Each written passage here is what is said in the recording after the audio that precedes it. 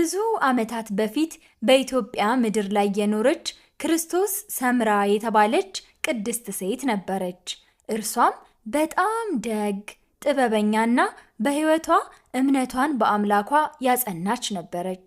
ነገር ግን ወደ ቅድስና ሕይወት የመጣችበት መንገድ ቀላል አልነበረም።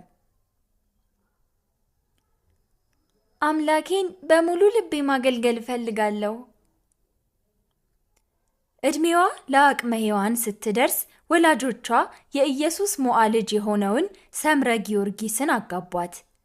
10 ወንዶችና 2 ሴት ልጆችን ወለደች። እርሷም ልጆቿን በሥርዓትና በሕገ እግዚአብሔር አሳደገቻቸው።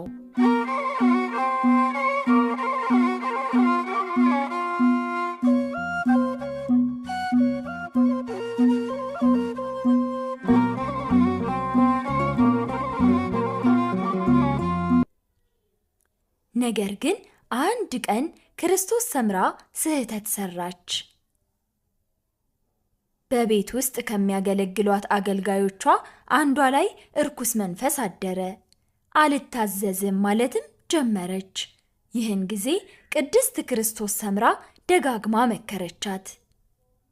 ያቺ ብላቴና ግን ልትመከር አልቻለችም። አንድ ቀን ጥፋት አጥፍታ በጣም ትናደድና ስሜቷን መቆጣጠር አቅቷት ትጎዳታለች።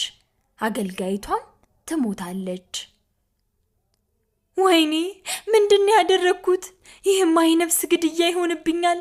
አምላኬ ሆይ ይቅር በለኝ እባክህ ብላ አምርራ አለቀሰች። ወደ እግዚአብሔር በጸለየች ጊዜ ፈጣሪ አገልጋይቱን ከሞት አስነሳት። ውስጧም በሐሴት ተሞላ። ይህ አጋጣሚ የሕይወቷን መንገድ ቀየረው። እንዲህም አለች፣ በዓለማዊ ሕይወት ውስጥ ስኖር ይህን ተአምር ካደረገልኝ በምናኔ ሕይወት ብኖር ደግሞ ምን ያህል ድንቅ ሥራን ያደርግልኛል በማለት ባለቤቷንና ልጆቿን እንዲሁም ወላጆቿን ትታ መነኮሰች።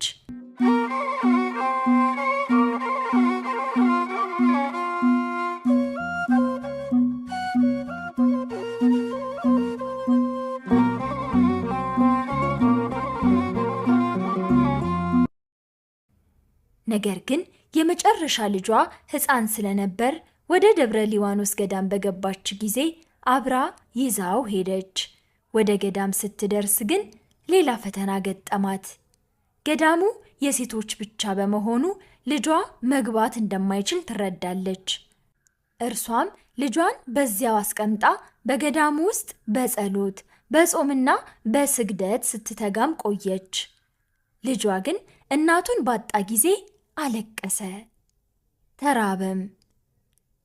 በደጃፉ ስታልፍ የነበረች አንዲት ሴት ልጁን ተጠግታ ልታነሳው ብትሞክር መልአኩ ቅዱስ ሚካኤል ፈጥኖ ደርሶ ነጥቆ ወደ ሰማይ ወሰደው፣ ወደ ገነትም አስገባው።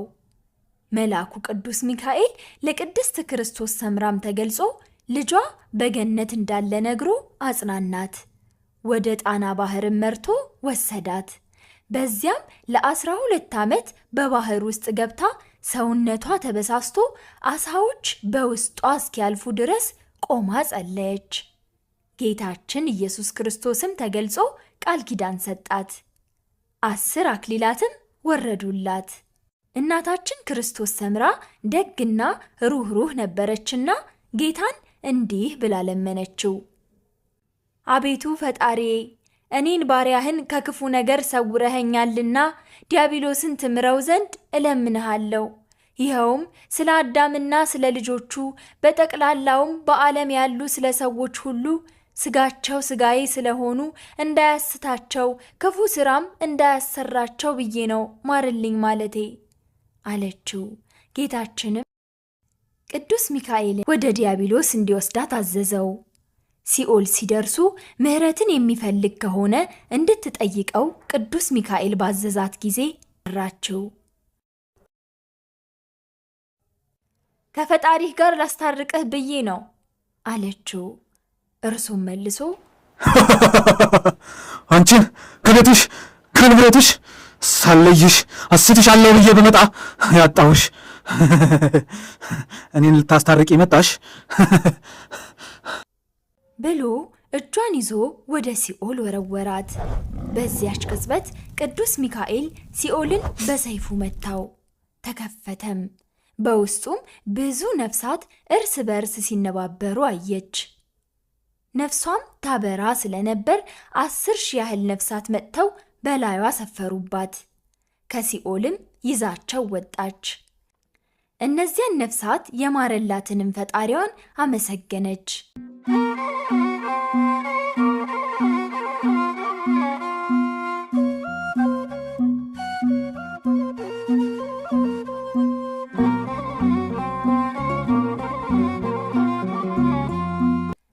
ጌታችን ኢየሱስም ለእናታችን ክርስቶስ ሰምራ ማረፊያዋ በእመቤታችን ቅድስት ድንግል ማርያም በስተቀኝ እንደሚሆንና ስሟም ከእንግዲህ በኋላ በትረ ማርያም ተብሎ እንደሚጠራ ነገራት። እመቤታችንም ተገልጻ ወዳጄ ክርስቶስ ሰምራ ሆይ አንቺን የወለደች ማኅፀን የተባረከች ናት። አንቺንም አጥብተው ያሳደጉ ጡቶች የተባረኩ ናቸው። አንቺንም ያዩ ዓይኖች የተባረኩ የተቀደሱ ናቸው። አንቺንም የሚያመሰግኑ ንዑዳን ክቡራን ናቸው። ያንቺን ገድል የሚሰሙ የሚያሰሙ የተባረኩ ናቸው አለቻት።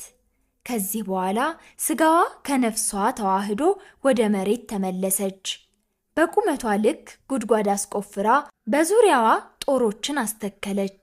ይህም ወደፊትና ወደ ኋላ በምትልበት ጊዜ እንዲወጋት ነበር። ለ12 ዓመትም እየሰገደች ኖረች። ጌታችንም እንዲህ አላት፣ አንቺን የሚወዱ ስምሽንም የሚጠሩ ዝክርሽንም የዘከሩና በዓልሽን ያከበሩ እስከ 12 ትውልድ እምርልሻለሁ። እንዲሁም ከስላድኗ ላይ እንደምንመለከተው ጌታችን ለእናታችን ለቅድስት ክርስቶስ ሰምራ 12 አክናፎችንና 10 አክሊላትን ሰጥቷታል። እናታችን ክርስቶስ ሰምራ ነሐሴ 24 ቀን በ375 ዓመቷ ነፍሷ ከስጋዋ ተለይቶ መላእክት አሳረጓት።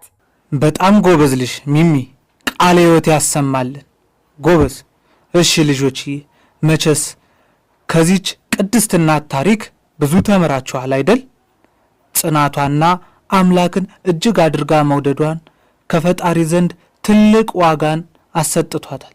እኛም በክርስትና ሕይወታችን ጎበዝ ብንሆን፣ እንደ አቅማችን ብንጾም፣ ጸሎት ብንጸልይ፣ እግዚአብሔር እንደ ክርስቶስ ሰምራ ወደ ገነት ያስገባናል። ጥፋት ብናጠፋ እንኳ ቶሎ በመጸጸት አምላካችንን ይቅር እንዲለን መጸለይ አለብን። የእናታችን የቅድስት ክርስቶስ ሰምራ አጽም ጌ በተባለ ገዳም ውስጥ ተቀምጧል። ይህም ገዳም እርሷን መዘከርና መማጸን ለሚሹ ምዕመናን የተሰራ ነው። በረከቷ በሁላችን ላይ ይደር።